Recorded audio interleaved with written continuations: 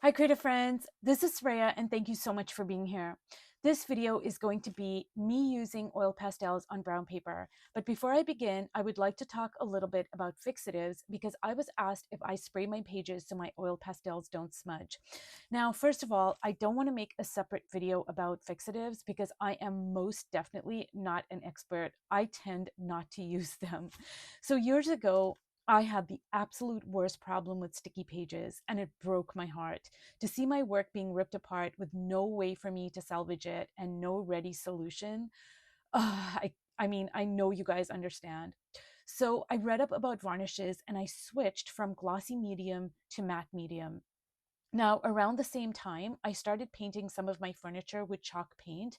So I began using the leftovers from that project in my art journals. And perhaps that contributed to my pages not sticking anymore because chalk paint does have a different texture. So my pages, thankfully, do not stick anymore. And I don't know if it's because I switched from gloss to matte or if it's because I started using chalk paint and maybe it's a combination of the two. So I'm just going to show you what I have. Now this is a Liquitex gloss medium and varnish, and as you can see by this size, it's a 32 full ounce bottle, so it's fairly large. I used to use this religiously, but I don't anymore because it is a gloss medium and I think it was contributing to my pages sticking.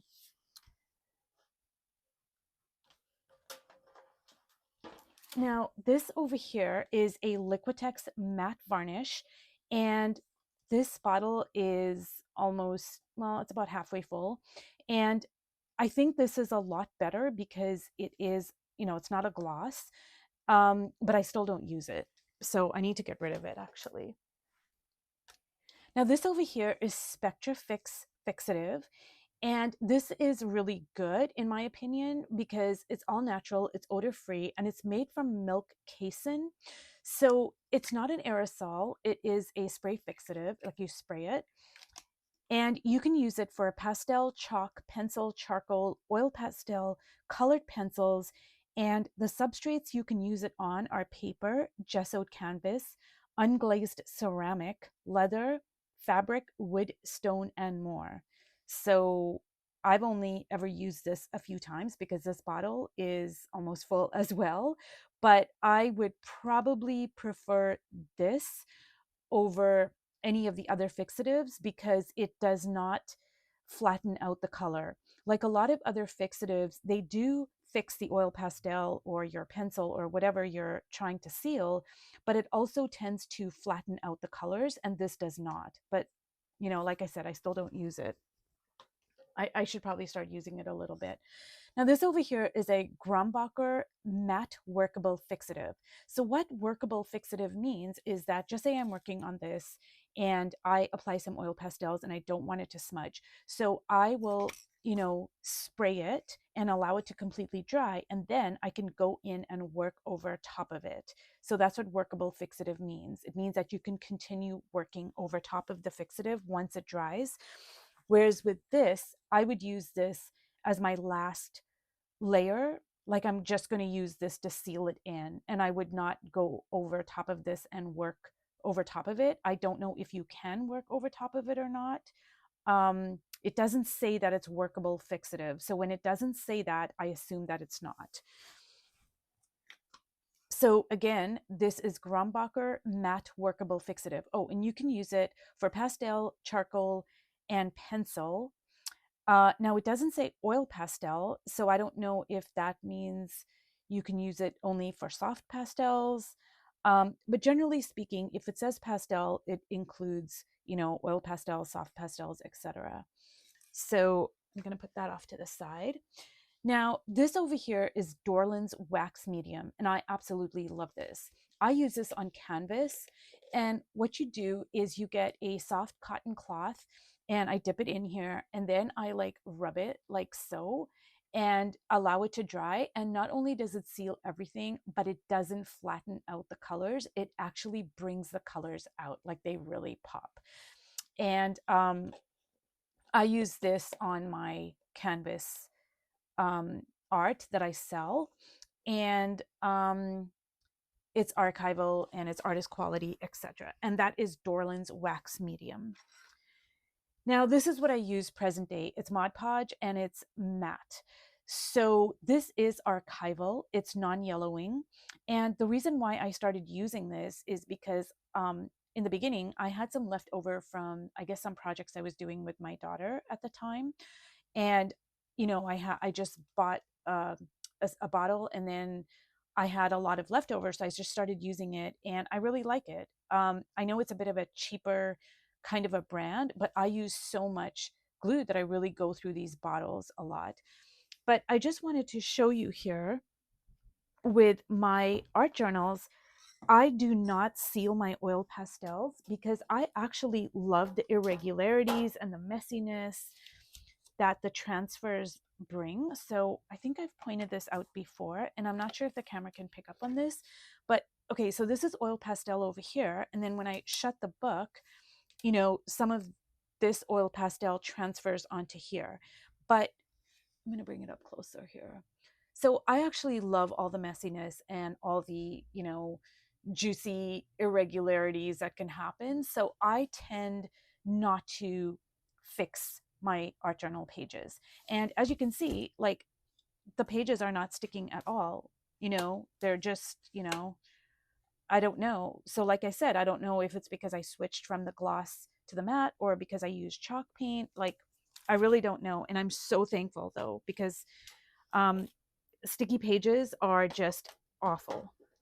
And there are other things you can do to prevent sticky pages. Like you can, you know, cut out pieces of wax paper or parchment paper and stick them in between the pages. But I mean, if you have a journal that's, you know, like say 60 pages, that's, I don't know, that just seems really tedious to me. So I never did that, but that is an option. So what I'm going to do is, this is my brown paper bag art journal that is in various stages of completion. And I'll just do a quick flip through just so you can see how it's progressing. It's just all kind of like a mishmash of things at this point. And so the way I tend to work in my journals that I make is that I don't bind them until the very end, because say if I'm going to work on this piece over here, I take it out of the book and I will lay it down flat like so, and then I will work on it. And then the very last thing I do is bind it. But I just put it together like this, just so I can do a flip through. So it's, okay, let's start again. So it's all kind of like, you know, just messy and juicy and just blank pages and just a mishmash of things.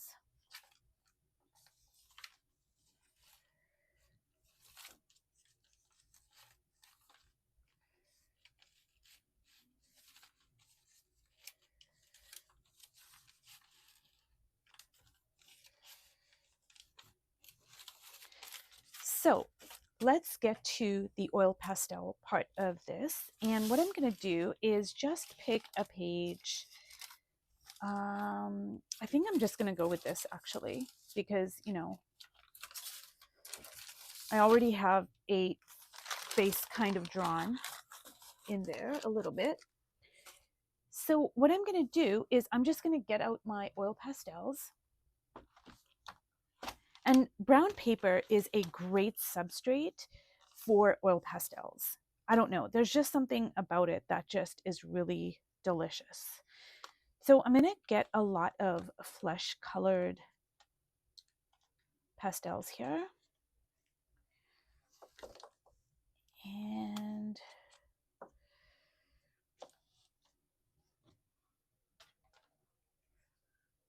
I'm just going to move some stuff off my desk here so I have more room. And all I'm going to do is just start laying in some of the colors here.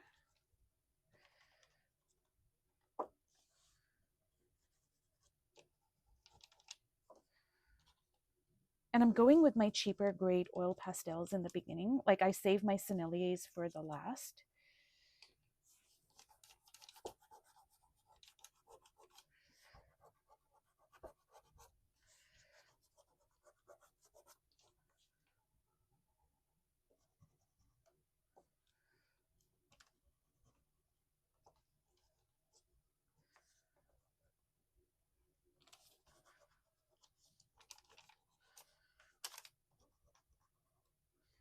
Now, it doesn't look like much now, but that's the thing with oil pastels is you can really build it up.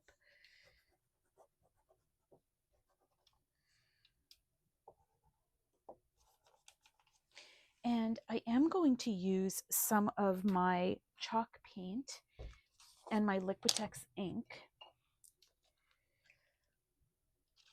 So I did not apply any oil pastels to that part of the face over there. And I'm just going to kind of build it up a little bit.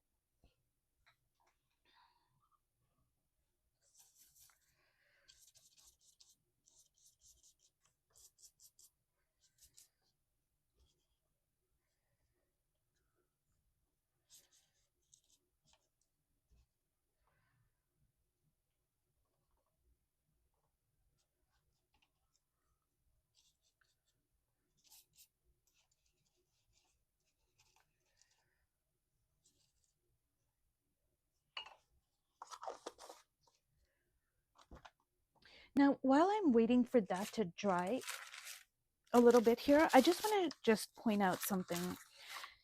So a lot of times, you know, when we're using brown paper as a substrate, we want to keep the brown paper. Like, I'm not sure if the camera can pick up on this, but a lot of the brown of her face is actually just the brown paper.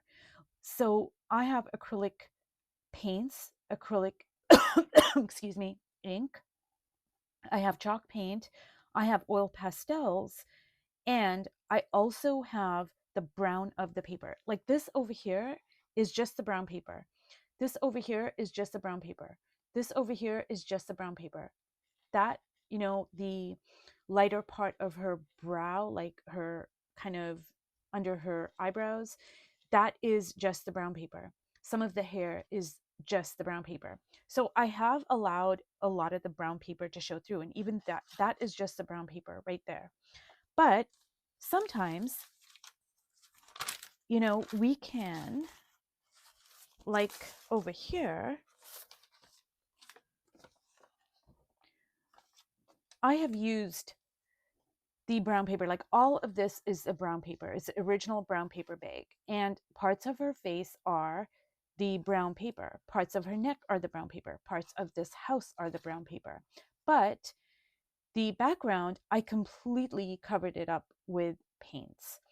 And I really love that versatility about brown paper is that you can use parts of it to work with the images that you are painting or drawing, but then you can cover up other parts of it and completely transform the whole look of it. So that's another great reason to use brown paper. And another thing I wanted to point out, I was asked this question if I only use brown paper bags for my journals. And so this is a personal preference. I use the very cheap brown paper bags. I think you can buy 100 of them for, I don't know, like $3 or $4. And they're just lunch paper bags. They're very cheaply made. But I love the cheapness of them for many reasons. But like, see right here, there is it's kind of like a little part where the paper, you know, the two pieces of paper were kind of put together, I guess. So you have this little kind of a ridge, I guess. And I love all that. Like, I just love the cheapness of it. I love the irregularities that can come with it. But if you do not, you know, grocery bags tend to have a much thicker brown paper. So if you wanted a sturdier substrate, then I would go with grocery bags, and you can still cut them to size because it's just paper. But for me personally, I love all the little, you know, mishaps that can happen with the cheaper brown paper bags. But like I said, it's a personal preference.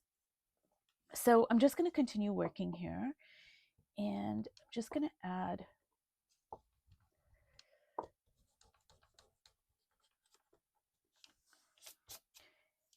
and basically what we're doing is we're just building up the face. We're building up the tones. We're building up the skin colors.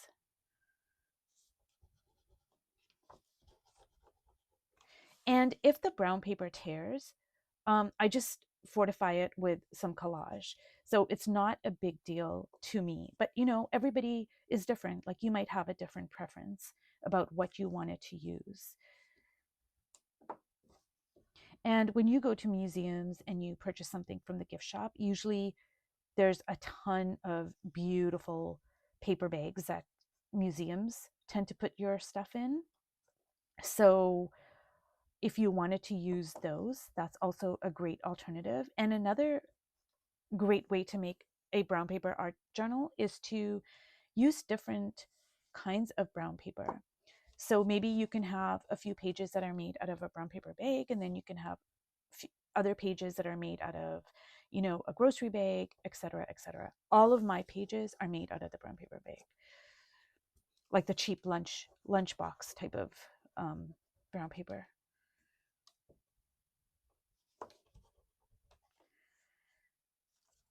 So I'm just building up the face and the tones, and I want to bring in some blues here for the shadows. So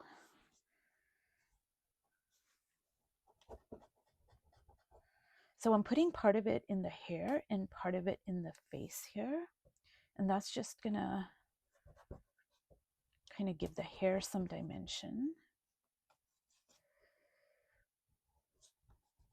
So basically with these oil pastels, I'm kind of like drawing. I'm drawing and I'm just smudging stuff into the paper.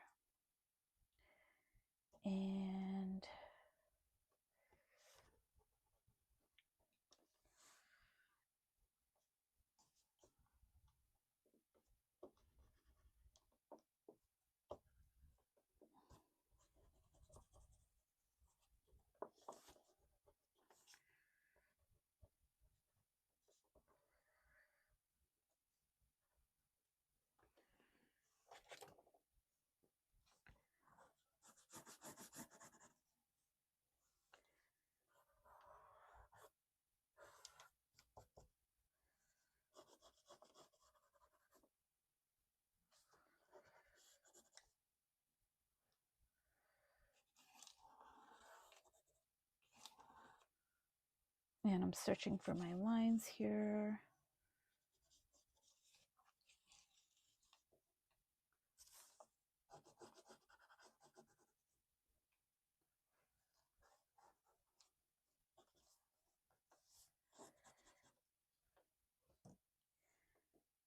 And I think for the background, I am going to go with my chalk paint.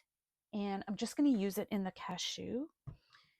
And I'm just going to apply it directly over top.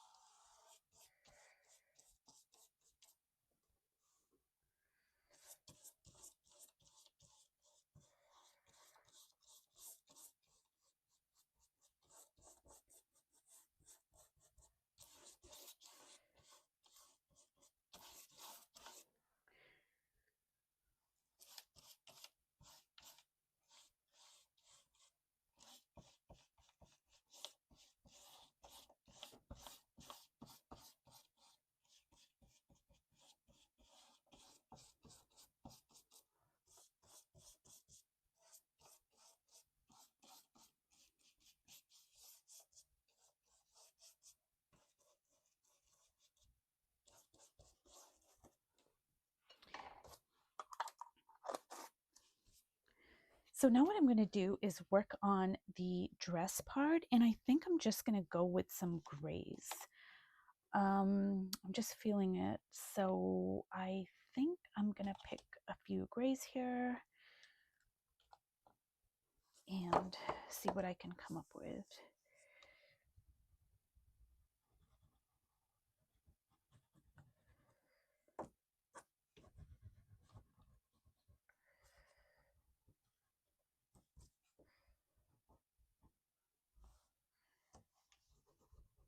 And I might even let some of the brown paper show through on this.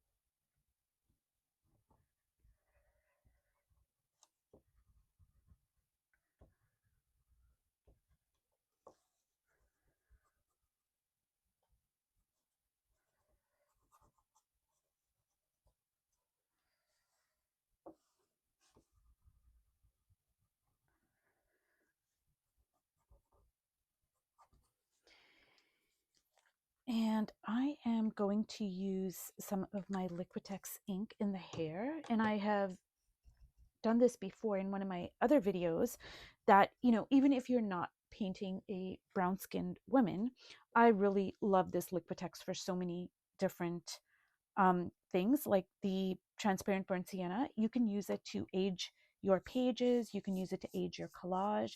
And I really love bringing it into the hair because it creates these luscious, really like layers in your hair. And I just love that. Like it gives your hair so much interest and depth and beauty.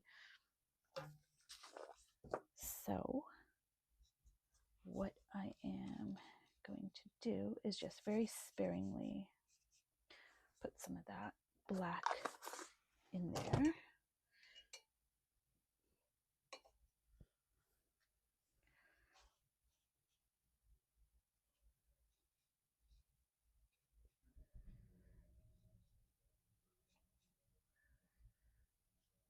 And then once this dries, I can go in over top of it and add some oil pastels and really kind of bring the hair to life a little bit more.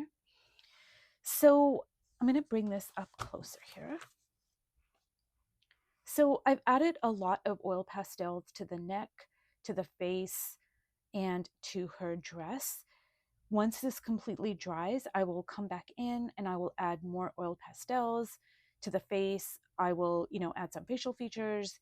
I will, add some oil pastels to the hair, etc., etc. But if you've watched all the way to the end, I hope that this has been helpful and inspiring when you go to your brown paper substrates. And I hope this has given you some new ideas. So thank you so much for watching, and I will see you in my next video. Bye.